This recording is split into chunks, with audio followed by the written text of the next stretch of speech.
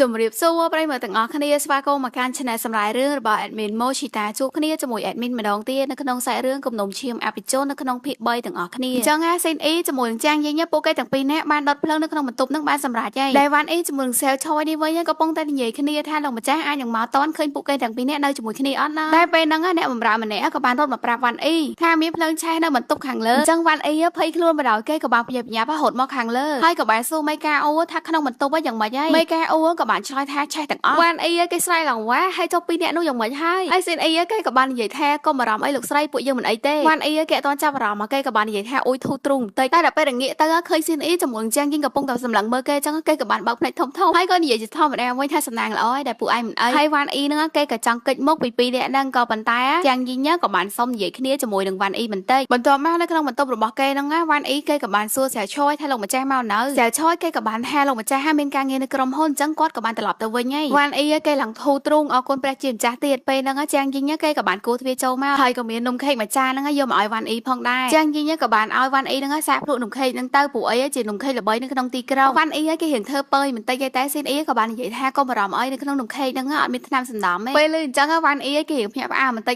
ប៉ុន្តែគេរៀងខ្មើតិចណាគេថាឲ្យពីរនាក់ហ្នឹងចង់និយាយត្រង់មកបើសិនចង់ប្រាប់លោកម្ចាស់ក៏ប្រាប់ទៅគេមិនខ្លាចទេចាងយីញ៉ាគេក៏បាននិយាយថាគឺគេបានមកញ៉ាំខេកជាមួយនឹងលោកស្រីនឹងញ៉ាំតែជាមួយគ្នាហើយក៏បានជជែកគ្នាយ៉ាងយូរស៊ីនអ៊ីក៏បានបន្ថែមទៀតថាគេក៏បានដើរកាត់ហើយគេក៏បានអង្គុយញ៉ាំកាហ្វេជាមួយគ្នាចាងយីនិយាយបន្តទៀតពេលហ្នឹងក៏មានអ្នកបម្រើរត់មកប្រាប់ថាមានភ្លើងឆេះដែលធ្វើឲ្យគេភ័យខ្លាចពេកហ្នឹងក៏បានធ្វើឲ្យកពុកកាហ្វេលើកៅអៅរបស់គេហើយលោកស្រីហ្នឹងក៏បានឲ្យគេផ្លាស់ប្ដូរសម្លៀកបំពាក់របស់លោកស្រីទាំងអស់ហ្នឹងគឺជារឿងដែលបានកាត់ហើយនៅក្នុងថ្ងៃហ្នឹងហើយពួកយើងទាំងអស់គ្នាគឺមិនបាននៅក្នុងបន្ទប់ហ្នឹងទេរឿងហ្នឹងពិតជាអញ្ចឹងមែនត្រូវអស់លោកស្រីវ៉ាន់អ៊ីគេក៏បានមើលមុខចាងយីហើយក៏មើលមុខស៊ីនអ៊ីភ្លឺហើយគេក៏បាននិយាយថាត្រូវហើយស៊ីនអ៊ីគេក៏បាននិយាយទៀតថាពួកយើងទាំងអស់គ្នាគឺជាគ្រួសារតែមួយហើយបន្ទប់ត្រូវបានភ្លើងឆេះអញ្ចឹងខ្ញុំពិតជាមានអារម្មណ៍ថាសោកស្ដាយណាស់ត្រូវអស់លោកស្រីវ៉ាន់អ៊ីគេឆ្លើយថាត្រូវទៀតដែរថាដំបងចង់ធ្វើបាបគេទេតែពេលហើយរៀបចំផែនការចលឡើងអញ្ចឹងមកធ្លាក់អណ្ដៅខ្លួនឯងវិញចាងយីក៏បានឲ្យវ៉ាន់អ៊ីហ្នឹងញ៉ាំខេកហ្នឹងទៅហើយវ៉ាន់អ៊ីលែងហ៊ានបកាយអីលើកហ្នឹងគេក៏បានញ៉ាំខេកហើយស៊ីនអ៊ីគេក៏បានប្រាប់ថាលោកម្ចាស់អត់មកអញ្ចឹងគេសុំជូនអ្នកនាងជាងទៅផ្ទះវិញហើយពេលដែលពួកគេចាញ់ទៅវ៉ាន់អ៊ីក៏បានសួរសែលឆយថាបើសិនជាគេនិយាយអញ្ចឹងតើលោកម្ចាស់ជឿគេអត់ណាជឿមិនជឿយើងអត់ទាន់ដឹងទេដែលស៊ីនអ៊ីបានជូនចាងយីមកដល់មុខហាងនេះគេក៏បានឆ្លៀតសួរចាងយីបន្តិចថាចាងយីហ្នឹងគិតច្បាស់លាស់ដល់ថានឹងរៀបការជាមួយនឹងប៉ាគេហើយបើសិនជាសោកស្ដាយគឺនៅមានជំរឿតែចាងយីគេក៏បានឆ្លើយតបថាគេអត់មានជំរឿតាំងពីដើមមកនិយាយហើយចាងយីគេក៏ចង់ចុះពីលើឡានក៏ប៉ុន្តែស៊ីនអ៊ីក៏បានហុចกระดาษមកស្លាកឲ្យចាងយីกระดาษហ្នឹងយើងអត់ទាន់ដឹងថាជាกระดาษអីទេឥឡូវយើងមើលលោកម្ចាស់ទូវិញណាពេលគាត់មកដល់ផ្ទះគាត់ក៏បានសួរវ៉ាន់អ៊ីថាមានរឿងអីកើតឡើងនៅក្នុងបន្ទប់ហ្នឹងដែលវ៉ាន់អ៊ីជាមួយនឹងសែឆយពួកគេទាំងពីរនាក់ក៏បាននិយាយដោយដែលចាងយីជាមួយនឹងស៊ីនអ៊ីបាននិយាយជាមួយគេមុនហ្នឹងអញ្ចឹងមកតបស្ដាប់ការរៀបរាប់របស់ពួកគេទាំងពីរនាក់ហើយលោកម្ចាស់ទូគាត់ក៏មិនបានដេញដោលឲ្យទៀតដែរហើយចំពោះចាងយីនេះវិ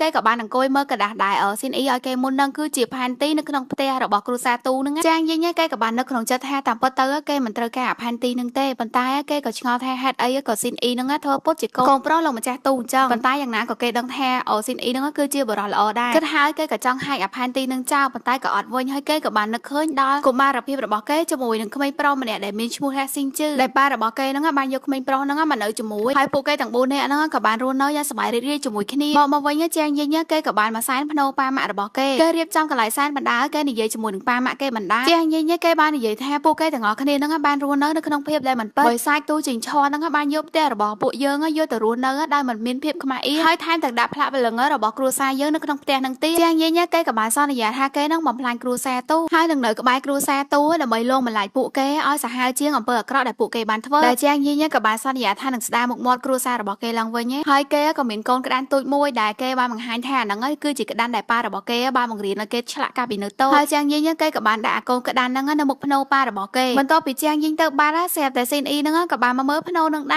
ែរតាមពិតទៅស៊ីនអ៊ីហ្នឹងគឺជាក្មេងប្រុសដែលបានមករស់នៅគ្រួសាររបស់ចាងយីកាលពីនៅតូចស៊ីនអ៊ីគេក៏បានយកកូនក្តាន់មកមួយដែរហើយគេបាននិយាយថាគេនឹងសងសឹកឲ្យគ្រួសារជាពេលដែលនិយាយហើយគេក៏ចង់ដាក់ក្តាន់នៅមុខភ្នោហ្នឹងប៉ុន្តែគេក៏ប្រទះឃើញកូនក្តាន់មួយទៀតនៅនឹងដែរតតែពេលអញ្ចឹងគេក៏បាននឹកឃើញដល់ចាងស៊ូដែលនៅតូចហ្នឹងឥឡូវយើងមើលលោកម្ចាស់ទូវិញដែលកូនចៅរបស់គាត់ហ្នឹងកំពុងតែប្រាប់ថាឯកសារនៅឃ្លាំងនឹងការដឹងជូនបានបាត់ហើយចឹងប៉ៅឈីហ្នឹងក៏បានបាត់ខ្លួនដែរកូនចៅលោកម្ចាស់ទូហ្នឹងក៏បាននិយាយថាវាជាកំហុសរបស់គេក៏ប៉ុន្តែមនុស្សរបស់គេកំពុងតែតាមស្វែងរកលោកម្ចាស់ទូក៏បានច្រឡោតខឹងគឺគាត់ចង់ឃើញលទ្ធផលបានន័យថាចង់ឲ្យតាមស្វែងរកចង់ប៉ៅឈីហ្នឹងឲ្យបានឆាប់ហើយការបញ្ឈប់ទៀតមកក៏ដល់ថ្ងៃដែលចាងយីជាមួយនឹងលោកម្ចាស់ទូហ្នឹងទៅរៀបការជាមួយគ្នាចាងយីគេកំពុងតែតបតែងខ្លួនជាមួយនឹងអ្នកចម្រៀងផ្សេងទៀតពេលដែលចាងយីបានរៀបចំខ្លួនហើយស្រាប់តែស៊ីនអ៊ីក៏បានគោះទ្វារចូល មករួមជាមួយនឹងការមកបាញ់ CNE បានប្រាប់ចាងយីថាប៉ារបស់គេមានការងារបន្តអញ្ចឹងគេជាអ្នកមកទទួលចាងយីជំនួសនិយាយហើយ CNE គេក៏បានហុចការនឹងឲ្យចាងយីបន្តមកគេក៏បាននិយាយខ្សឹបចាងយីថាស្វាគមន៍មកកាន់ឋាននរកហើយយើងក៏មិនដឹងពីមូលហេតុមុននឹងសិនលោកម្ចាស់តួគាត់កំពុងតែរៀបចំខ្លួនបានស្អាតបាតហើយតែលេខារបស់គាត់នឹងក៏បានយកសវត្ថមកច្បាប់ឲ្យគាត់តែគាត់បានអានសវត្ថនឹងហើយគាត់មិនអាចទៅទទួលកូនកំមុំបានទេព្រោះអីគាត់ត្រូវរៀបចំចាក់ចែងទៅខេត្តផ្សេងប្រហែលជាពាក់ព័ន្ធជាមួយនឹងរឿងចំនួនហើយវ៉ាន់អ៊ីគេដឹងអញ្ចឹងគេត្រេកអរណាគេស្មានថាលោកម្ចាស់តូនឹងមិនឈប់មង្គលការនឹងត្រឹមហ្នឹងពេលដែលលោកម្ចាស់តូនឹងចូលមកក្រោមជួបជាមួយនឹងស៊ីនអ៊ីគាត់ក៏បានប្រាប់ឲ្យស៊ីនអ៊ីហ្នឹងទៅទទួលចាងយីជំនួសព្រោះអីគាត់មានការងារបន្តនៅខេត្តផ្សេងហើយចំពោះការលើកទឹកតែវិញទុកឲ្យវ៉ាន់អ៊ីជាអ្នកចាត់ចែងឥឡូវយើងមើលស្ថានភាពជាក់ស្ដែងវិញដែលស៊ីនអ៊ីបាននាំចាងយីមកដល់ផ្ទះហើយមកដល់ក្នុងផ្ទះហ្នឹងចាងយីគេក៏បានសម្លឹងមើលផ្ទះមកជុំហើយគេក៏បាននិយាយទៅកាន់ស៊ីនអ៊ីថាទីនេះមិនមែនជាឋាននរកទេគឺជាផ្ទះបន្ទាប់ពីនិយាយហើយគេក៏ចង់ឡើងកម្មចដាដល់ខ្លួនឯងក៏មិនតែស៊ីនអ៊ីក៏បានឲ្យសញ្ញាតោងដៃគេដោយនិយាយថាប្រយ័ត្នចំពោះជើងព្រោះអីថ្ងៃហ្នឹងគឺថ្ងៃមង្គលការផងចាងយីគេក៏បានតោងដៃស៊ីនអ៊ីតែគេក៏បាននិយាយថាគ្រប់ជំហាននៃគេដើរគឺមិនដែលចំពោះទេបន្ទាប់មកយើងក៏កាត់មកដល់ការលើកទឹកតែហ្មងតើនឹងចាងយីបានលើកទឹកតែឲ្យវ៉ាន់អ៊ីគេក៏បាននិយាយឌៀមដាមទៅកាន់ចាងយីវ៉ាន់អ៊ីគេនិយាយថាចាងយីហ្នឹងសម្រស់មើលទៅក្មេងខ្ចីល្ពូអ្នកដតីមើលមកមួយផ្លែអាចគិតថាចាងយីហ្នឹងគឺជាកូនប្រសាររបស់គេទៅហើយស៊ីនអ៊ីគេក៏បាននិយាយទៅកាន់វ៉ាន់អ៊ីថាប៉ារបស់គេមានការងារបន្តអញ្ចឹងគេត្រូវទៅទទួលចាងយីជំនួសហើយកំឡុងពេលដែលប៉ារបស់គេមិននៅអញ្ចឹងគេមិនចង់ឃើញមានភ្លើងឆេះម្ដងទៀតទេតោះតែស៊ីនអ៊ីនិយាយគម្រាមអញ្ចឹងបានវ៉ាន់អ៊ីបិទមកបន្ទាប់មកចាងយីគេក៏បានលើកទឹកតែឲ្យវ៉ាន់អ៊ីហើយវ៉ាន់អ៊ីហ្នឹងគេក៏បានទទួលទឹកតែហ្នឹងប៉ុន្តែគេមានបំណងមិនល្អវ៉ាន់អ៊ីគេក៏បានចេះបែងទឹកតែហ្នឹងតម្រង់ទៅមុខរបស់ចាងយីប៉ុន្តែជាសំណាងល្អដែលស៊ីនអ៊ីបានចាប់បែងតែហ្នឹងជាប់ក៏ធ្វើឲ្យដៃរបស់ស៊ីនអ៊ីហ្នឹងរលាកដែរពេលដែលធ្វើបាបគេមិនសម្រេចចឹងវ៉ាន់អ៊ីគេក៏បានយល់លេសគេចេញពីហ្នឹងបន្ទាប់មកស៊ីនអ៊ីគេកំពុងតែអង្គុយនៅបន្ទប់ម្នាក់ឯងហ្នឹងគេក៏បានឆ្ងល់ថាលោកម្ចាស់ទូហ្នឹងមានការងារអីបន្តបានត្រូវទៅខេត្តផ្សេងលឿនយ៉ាងហ្នឹងពេលហ្នឹងចាងយីក៏បានគោទ្វារបន្ទប់របស់គេតែចាងយីគេបានយកប្រទាលកតុយកពើយកមកឲ្យស៊ីនអ៊ីលាបដៃស៊ីនអ៊ីគេកើតជាចម្ងល់ថាចាងយីទៅតែមកផ្ទះហ្នឹងថ្ងៃដំបូងសោះហេតុអីក៏ស្គាល់ថាប្រទាលកតុយកពើនៅកន្លែងណាអញ្ចឹងហើយកន្លែងហ្នឹងគេក៏អត់បានដៅនៅក្នុងផែនទីដែរចាងយីគេបានឆ្លើយលើសំណួរហ្នឹងទេគេឲ្យស៊ីនអ៊ីហ្នឹងដោះប្រទាលកតុយកពើហ្នឹងទៅបន្ទាប់ពីនិយាយហើយចាងយីគេក៏ចង់ចាក់ចែងប៉ុន្តែស៊ីនអ៊ីក៏បានហៅសួរគេថាដៃកើតអីចាងយីក៏បានឆ្លើយថាដៃរបស់គេមិនអីទេគ្រាន់តែអាឡែស៊ីជាមួយនឹងប្រទាលកតុយកពើហើយស៊ីនអ៊ីគេក៏បាននឹកឃើញដល់ស៊ូកាពីតូចដែរគឺស៊ូអាឡែស៊ីជាមួយនឹងប្រទាលកតុយកពើអញ្ចឹងតែស៊ីនអ៊ីគេមិនបានគិតអីច្រើនទេគេក៏បានថាឲ្យចាងយីអាឡែស៊ីយ៉ាងម៉េចទេគេស្មានថាចាងយីហ្នឹងគ្មានអីដែលអាចប៉ះពាល់បានបន្ទាប់ពីនិយាយឌឺចាងយីហើយស៊ីនអ៊ីគេក៏បាននាំចាងយីហ្នឹងមកមើលបន្ទប់ថ្មីរបស់គេចាងយីដែលដើរមកដល់ច្រកហ្នឹងគេក៏បានស្មើស្មៃឃើញរូបភាពរបស់គេនៅកាលនៅពីតូចហ្នឹងរត់លេងជាមួយនឹងស៊ីងជឺហើយវ៉ាន់អ៊ីនេះវិញក៏បានលួចមើលពួកគេដែរបន្ទាប់មកគេក៏បានមកអង្គុយលូដាក់សែវឆយគេថាលោកម្ចាស់មិនក៏ឲ្យបន្ទប់ចាងយីហ្នឹងធំជាងបន្ទប់របស់គេអញ្ចឹងសែវឆយគេក៏បានថាពីមុនលោកម្ចាស់ឲ្យបន្ទប់ហ្នឹងទៅកាន់លោកស្រីតែលោកស្រីមិនយកតោះអញ្ចឹងវ៉ាន់អ៊ីគេក៏បាននិយាយវិញឲ្យគេយកយ៉ាងម៉េចបើបន្ទប់ហ្នឹងមានមនុស្សស្លាប់នៅហ្នឹងពេលហ្នឹងមេកាអ៊ូក៏បានចូលមកអញ្ចឹងវ៉ាន់អ៊ីក៏បានប្រើឲ្យមេកាអ៊ូហ្នឹងទៅតាមដានស៊ីងអ៊ីជាមួយនឹងចាងយីព្រោះអីគេមានអារម្មណ៍ថាសង្ស័យចំពោះតំណែងពីរនាក់ហ្នឹងតែចាងយីនេះវិញគេក៏បានមកដល់បន្ទប់របស់គេហើយមកដល់ហ្នឹងគេក៏បានឃើញរូបភាពរបស់គេកាលពីក្មេងទៀតហើយពេលហ្នឹងស៊ីងជឿគឺត្រូវចាក់ចែងទៅរៀននៅស្រុកក្រៅព្រោះអីគេត្រូវខំរៀនដើម្បីការពារគ្រួសារគេនិងគ្រួសារដទៃទៀតហើយគេនឹងយកក្តានដែលស៊ូបានឆ្លាក់ហ្នឹងយកទៅតាមខ្លួនគេហើយគេក៏មានកូនកំបិតទូចមួយយកមកឲ្យស៊ូដែរទុកសម្រាប់ឲ្យស៊ូហ្នឹងឆ្លាក់ក្តានផ្សេងទៀតស៊ីនអ៊ីឃើញចាងយីសម្លឹងចឹងគេក៏បានសួរចាងយីថាមានបញ្ហាអីមែនចាងយីគេក៏បាននិយាយថាជាបន្ទប់ដែលគេចូលចិត្តអញ្ចឹងស៊ីនអ៊ីគេក៏មិននិយាយអីទៀតដែរហើយគេក៏បានសេកឲ្យមេកាអ៊ូហ្នឹងចេញមកតែប៉ុន្តែគេដឹងថាមេកាអ៊ូកំពុងទៅលួចមើលពួកគេតាគេឲ្យមេកាអ៊ូហ្នឹងទៅប្រមូលអីវ៉ាន់របស់ចាងយីឡើងមកឥឡូវយើងក៏កាន់មកដល់ពេលវេលាយប់កណ្ដាលអាធ្រាត្រហ្មងទៅស៊ីនអ៊ីគេកំពុងតែឈរពីលើផ្ទះទៅក៏កលេចឃើញថាចាងយីកំពុងតែដើរនៅក្រោមផ្ទះហ្នឹងចាងយីមានកាន់កបិតតាំងតានឹងយួរធំមួយមើលទ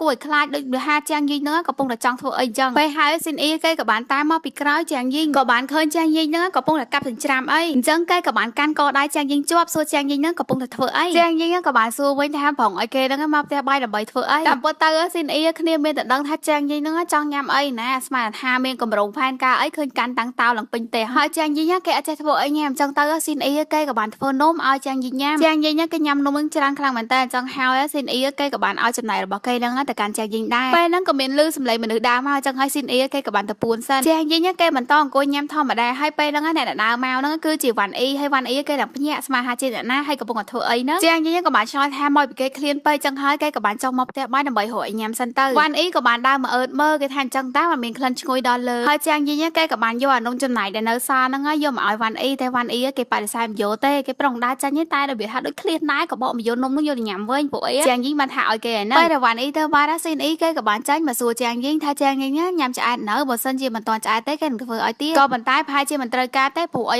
ចាងយីងញ៉ាំឡើងត្អើកអីហ្នឹងឥឡូវយើងកាន់មកដល់ស្អែកឡើងដែលស៊ីនអ៊ីគេកំពុងតែនិយាយគ្នាជាមួយនឹងអ្នកគ្រូពេទ្យនឹងទៀតហើយស៊ីនអ៊ីគេទទួលបានចម្លើយថាមិនបានលោកម្ចាស់ទូបញ្ញាទៅខេត្តផ្សេងមែនគឺដោយសារតែមនុស្សរបស់គេហ្នឹងបានបំផ្លាញចំនួនអាភានរបស់លោកម្ចាស់ទូហ្នឹងក៏ប៉ុន្តែគេក៏បានសោកស្ដាយដែរដែលគេមិនអាចស្វែងរកអ្នកដែលនៅពីក្រោយខ្នងលោកម្ចាស់ទូហ្នឹងអញ្ចឹងហើយស៊ីនអ៊ីគេក៏បាននិយាយថាគេត្រូវឲ្យលោកម្ចាស់ទូហ្នឹងទុកចិត្តលើគេឲ្យបានឆាប់បំផុតដើម្បីឲ្យគាត់ហ្នឹងនាំគេទៅរត់ពន្ធភានដែរអ្នកគ្រូពេទ្យហ្នឹងក៏បានសួរថានៅគ្រួសារទូហ្នឹងយ៉ាងម៉េចហើយស៊ីនអ៊ីគេក៏បាននិយាយថាវាមិនអីទេនៅគ្រួសារហ្នឹងក៏ប៉ុន្តែដែលសំខាន់គឺលោកម្ចាស់ចឹងនឹងបានស្លាប់អញ្ចឹងទៅធ្វើឲ្យគេពិបាកនៅក្នុងការស៊ើបរឿងក្តីដែលលោកម្ចាស់ទូហ្នឹងបានយកកប៉ាល់យ៉ុងសឹងដើម្បីរត់ពន្ធគ្រឿងអាភារហើយវាក៏ពិបាកនៅក្នុងការស្ដារកេរ្តិ៍ឈ្មោះរបស់គ្រួសារជាងដែរនិយាយហើយហ្នឹងស៊ីនអ៊ីគេក៏បានមើលរូបក្តារហ្នឹងទៀតហើយគេក៏បាននឹកដល់ស៊ូស៊ូដែលគេមានអារម្មណ៍ថាស៊ូស៊ូដូចនៅមានជីវិតអញ្ចឹងនិយាយដល់ស៊ូស៊ូស៊ីនអ៊ីគេក្តៅចិត្តមែនតើគេថាគុំតែលោកម្ចាស់ទូហ្នឹងមានផលប្រយោជន៍សម្រាប់គេកុំអីគេសម្រាប់អាប៉ែនឹងចោលបាត់ហើយបន្ទាប់ទៀតមកស៊ីនអ៊ីគេកំពុងតែនៅតាមផ្លូវហ្នឹងក៏ប្រទះភ្នែកឃើញចាងយីងកំពុងតែនៅ